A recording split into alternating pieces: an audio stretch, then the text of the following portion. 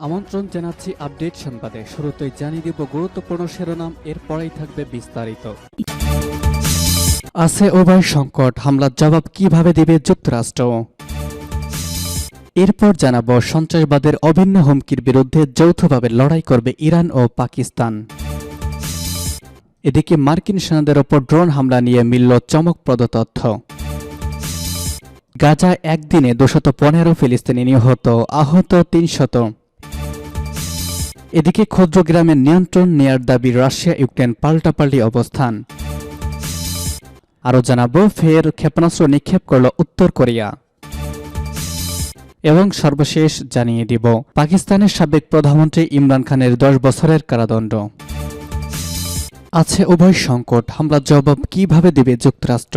জর্ডানে ড্রোন হামলায় প্রাণ হারিয়েছেন যুক্তরাষ্ট্রের 3 সেনা, হামলায় আহত হয়েছেন আরও 40 সেনা সদস্য। সিরিয়া সীমান্তবর্তী জর্ডানের একটি সামরিক ঘাঁটিতে হওয়া সেই হামলার প্রতিক্রিয়া এখন জানাতে হবে যুক্তরাষ্ট্রকে। ওয়াশিংটন এই হামলার জবাব দেওয়ার কথা জানিয়ে রেখেছে, তবে সেটি কিভাবে হবে আর জর্ডানের ঘাঁটিতে হওয়া এই আক্রমণের প্রতিক্রিয়া জানাতে যুক্তরাষ্ট্রের হাতে কি পদক্ষেপ বিকল্প আছে। আজ প্রকাশিত এক প্রতিবেদনে ব্রিটিশ সংবাদ মাধ্যম বিবিসি এগুলো নিয়ে আলোচনা করেছে। সংবাদ মাধ্যমটি বলছে ওয়াশিংটন এখন একটি উভয় সংকটের মুখোমুখি হয়েছে। জর্ডানে মার্কিন সামরিক ঘাঁটিতে গত রবিবারের ভয়াবহ হামলার কঠোর জবাব দেওয়ার প্রতিশ্রুতি দিয়েছেন প্রেসিডেন্ট জো বাইডেন। কিন্তু যুক্তরাষ্ট্রের জন্য এখন যে চ্যালেঞ্জ সামনে এসেছে তা হল প্রতিরোধ এবং উত্তেজনা আরও বৃদ্ধির মধ্যে সঠিক ভারসাম্য খুঁজে বের করা। গত রবিবারের হামলার জবাবে কঠোরভাবে প্রতিক্রিয়া জানাতে ব্যর্থ হলে সেটি কেবল যুক্তরাষ্ট্রের দুর্বলতার বার্তাই অন্যদের কাছে প্রেরণ করবে, আর সেটি কেবলমাত্র মার্কিন বাহিনীর ওপর আরও আক্রমণ চালাতে অন্যদের উৎসাহিত করবে। আবার খুব কঠোর কোনো পদক্ষেপ নেওয়া হলে তা ইরান এবং তার মিত্রদের কাছ থেকেও ক্রমবর্ধমান প্রতিক্রিয়া বের করতে আনতে পারে। আর তাই জর্ডানের ঘাঁটিতে হওয়া এই আক্রমণের প্রতিক্রিয়া জানাতে যুক্তরাষ্ট্রের হাতে অপশন কি আছে এবং কিভাবে অপশনগুলো কাজ করবে। বিবিসি বলছে যুক্তরাষ্ট্রের কাছে ইতিমধ্যেই বেছে নেওয়ার জন্য অন দ্য সেলফ সামরিক বিকল্প বা অপশন রয়েছে। সিআইএ এবং ন্যাশনাল সিকিউরিটি এজেন্সির গোয়েন্দা তথ্যের ভিত্তিতে মার্কিন প্রতিরক্ষা দপ্তর এগুলো প্রস্তুত করেছে। তারপরে এগুলো মার্কিন জাতীয় নিরাপত্তা পরিষদ এবং নীতি নির্ধারকদের কাছে উপস্থাপন করা হয়। এরপর প্রেসিডেন্ট চূড়ান্ত সিদ্ধান্ত নেন এবং নির্বাচন অপশনটির অনুমোদন দেন। সন্ত্রাসবাদের অভিন্ন হুমকির বিরুদ্ধে যৌথভাবে লড়াই করবে ইরান ও পাকিস্তান। সন্ত্রাসবাদের অভিন্ন হুমকির বিরুদ্ধে যৌথভাবে লড়াই করার কথা ঘোষণা করেছে ইসলামী প্রজাতন্ত্র ইরান ও পাকিস্তান। পাকিস্তান সফররত ইরানের পররাষ্ট্রমন্ত্রী হুসেন আমির আবদুল্লাহিয়ান ও পাক সেনাপ্রধান জেনারেল সায়েদ আসিম মনিরের মধ্যে অনুষ্ঠিত বৈঠক থেকে এই ঘোষণা দেওয়া হয়েছে। দুজনই সন্ত্রাসবাদের অভিন্ন হুমকির বিরুদ্ধে লড়াইয়ের জন্য আরও সমন্বয় এবং গোয়েন্দা তথ্য শেয়ার করার উপর জোর দেন। রাওয়ালপিন্ডি শহরে অনুষ্ঠিত এই বৈঠকে দুই কর্মকর্তা দ্বিপক্ষীয় সম্পর্কের সর্বশেষ অবস্থা, বিশেষ করে নিরাপত্তা পরিস্থিতির উন্নয়ন ও সীমান্ত সহযোগিতা নিয়ে আলোচনা করেন। তারা বলেন ইসলামাবাদ এবং তেহরান ঐতিহাসিক, ধর্মীয় ও সাংস্কৃতিক ক্ষেত্রে ঘনিষ্ঠ সম্পর্কের মাধ্যমে একে অপরের সঙ্গে সম্পর্কযুক্ত এবং পারস্পরিক সম্পর্ক উন্নত করা ও বিদ্যমান উদ্বেগের বিষয়গুলো দূর করা জরুরি। আমির আবদুল্লাহিয়ান এবং আসিম মনির আবারও ঘনিষ্ঠ যোগাযোগ বজায় রাখতে ও দুই দেশের বিরুদ্ধে প্রতিটি নাশকতামূলক কর্মকাণ্ড বন্ধ করার জন্য নিজেদের জোরালো সংকল্প ব্যক্ত করেন। তারা বলেন ইরান ও পাকিস্তানের প্রতিবেশী দেশগুলোর ভাগ্য পরিবর্তনের বা পরস্পরের সাথে জড়িত, পাশাপাশি অভিন্ন সীমান্ত এলাকায় শান্তি, স্থিতিশীলতা এবং কল্যাণমূলক কর্মকাণ্ড বাড়ানোর জন্য দুই কর্মকর্তা অঙ্গীকার পুনর্ব্যক্ত করেছেন, সূত্র জানাচ্ছে পার্স টুডে। মার্কিন সেনাদের ওপর ড্রোন হামলা নিয়ে মিলল চমকপ্রদ তথ্য। মধ্যপ্রাচ্যের দেশ জর্ডানে অবস্থিত যুক্তরাষ্ট্রের একটি ঘাঁটিতে রবিবার ড্রোন হামলার ঘটনা ঘটেছে। এতে 3 সেনা নিহত এবং অন্তত 40 জন আহত হন। আহত কয়েকজনের অবস্থা খারাপ হওয়ায় উন্নত চিকিৎসার জন্য তাদের অন্য হাসপাতালে স্থানান্তর করা হয়েছে। টাওয়ার 22 নামের ওই ঘাঁটি জর্ডান সিরিয়া সীমান্তের কাছে অবস্থিত। এই হামলার দায় স্বীকার করেছে ইসলামিক রেসিস্ট্যান্ট নামের একটি সশস্ত্র গোষ্ঠী।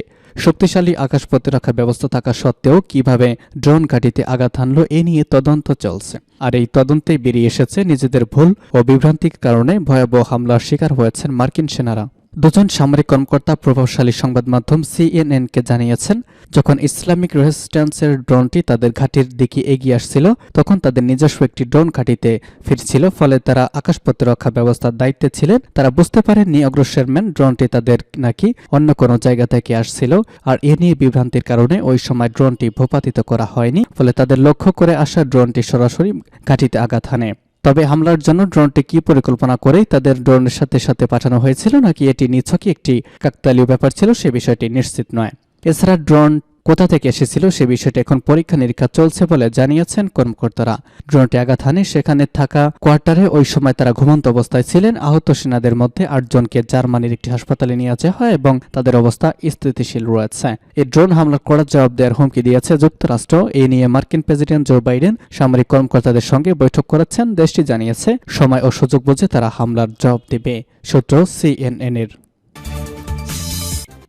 গাজা একদিনে 215 ফিলিস্তিনি নিহত, আহত 300। ফিলিস্তিনের অবরুদ্ধ গাজা উপত্যকায় বিগত 24 ঘণ্টায় ইসরায়েলি বর্বর হামলায় আরও 215 জন ফিলিস্তিনি নিহত হয়েছেন। এছাড়া মারাত্মকভাবে আহত হয়েছেন আরও 300 জন। গাজা স্বাস্থ্য মন্ত্রণালয় তথ্য জানিয়েছে। গণমাধ্যমের প্রতিবেদন থেকে জানা গেছে, ইসরায়েলি বাহিনীর অবরোধে উদ্ধার কার্যক্রম ব্যাহত হচ্ছে, ফলে এখনও অনেক আহত ব্যক্তি ধ্বংসস্তূপের নিচে চাপা পড়ে আছে। জাতিসংঘের সর্বোচ্চ আদালত আন্তর্জাতিক কোর্ট অব জাস্টিসের রায় ঘোষণার পরেও গাজায় ধ্বংসযজ্ঞ অব্যাহত রেখেছে ইসরায়েল। এর আগে জাতিসংঘের ওই আদালতে গাজায় ইসরায়েলের বিরুদ্ধে গণহত্যার অভিযোগে মামলা দায়ের করে দক্ষিণ আফ্রিকা। গত 26 জানুয়ারি এই মামলার রায় দেন ICJ। তবে এই রায় গাজায় স্থায়ীভাবে যুদ্ধবন্ধের ঘোষণা না থাকায় অসন্তোষ প্রকাশ করেছেন ভুক্তভোগী ফিলিস্তিনিরা। গাজার স্বাস্থ্য মন্ত্রণালয়ের তথ্য মতে গত 7 অক্টোবর থেকে ইসরায়েলের আকাশ ও স্থল হামলায় এ পর্যন্ত নিহত হয়েছে 26,637 ফিলিস্তিনি, যার বেশিরভাগই নারী ও শিশু। এছাড়া হামলায় আহতর সংখ্যা দাঁড়িয়েছে 65,800। জাতিসংঘ বলছে, গাজা ইসরায়েলি অবরোধের ফলে খাদ্য, ঔষধ ও বিশুদ্ধ পানির তীব্র সংকট রয়েছে অন্তত 85% বাসিন্দা। সূত্র জানাচ্ছে আল জাজিরা এবং আনাদোলু এজেন্সি। ক্ষুদ্র গ্রামের নিয়ন্ত্রণ দাবি ইউক্রেন রাশিয়া দুদেশেরই। রাশিয়ার দাবি, দেশটির বাহিনী ইউক্রেনের খার্কিভ অঞ্চলের তাবাইভকা গ্রামের নিয়ন্ত্রণ নিয়েছে, তবে কিয়েভ এই দাবি প্রত্যাখ্যান করেছে।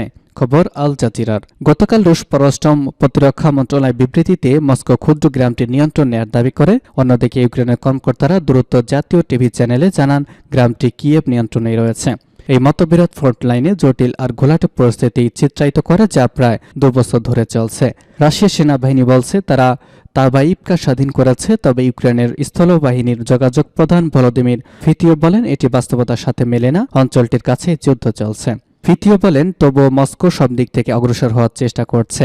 তাবাইভকা গ্রামের অবস্থান লুহানস্ক অঞ্চল লাগোয়া সীমান্তের কাছেই। মস্কোর আক্রমণের আগে এখানে জনসংখ্যা ছিল 34 জন। এই সংঘাত যে একটি অচলাবস্থায় পৌঁছেছে তা রাশিয়া ইউক্রেন উভয় অস্বীকার করেছে।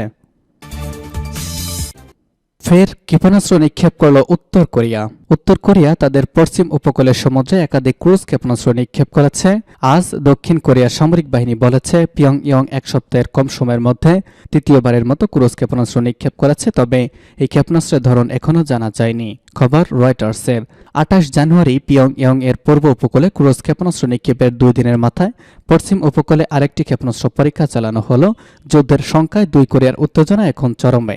উত্তর কোরিয়ার রাষ্ট্রীয় সংবাদ মাধ্যম KCNA গত সপ্তাহে জানিয়েছে দেশটি নতুন একটি কৌশলগত ক্রুজ ক্ষেপণাস্ত্র পরীক্ষা চালিয়েছে।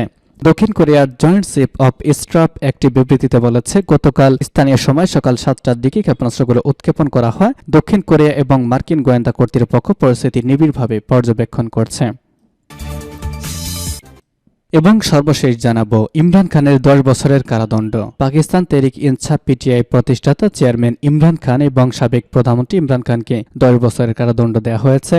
সাইফার মামলায় আজ মঙ্গলবার তাকে দণ্ড দেওয়া হয়েছে। তার সাথে দলের সিনিয়র নেতা এবং সাবেক পররাষ্ট্রমন্ত্রী শাহ মোহাম্মদ কুরাশিকেও একই মেয়াদের কারাদণ্ড দেওয়া হয়েছে। রাজনৈতিক উদ্দেশ্যে কূটনৈতিক কেবলের অপব্যবহারের অভিযোগে আনা হয়েছে তাদের দুজনের বিরুদ্ধে। আজ মঙ্গলবার রাওয়ালপিন্ডির আদিয়ালা কারাগারে বিশেষ আদালতের বিচারক আবুল হাসনাত জুলকারনাইন মামলার রায় ঘোষণা করেছেন। ওই আদালতে গত বছরের শুরু থেকে মামলাটির শুনানি চলছিল। অফিসিয়াল সিক্রেটস অ্যাক্ট 2023-এর আওতায় আদালতটি প্রতিষ্ঠা করা হয়। ইমরান খান এবং কুরেশি উভয়ই কোনো অপরাধ কথা স্বীকার করেনি।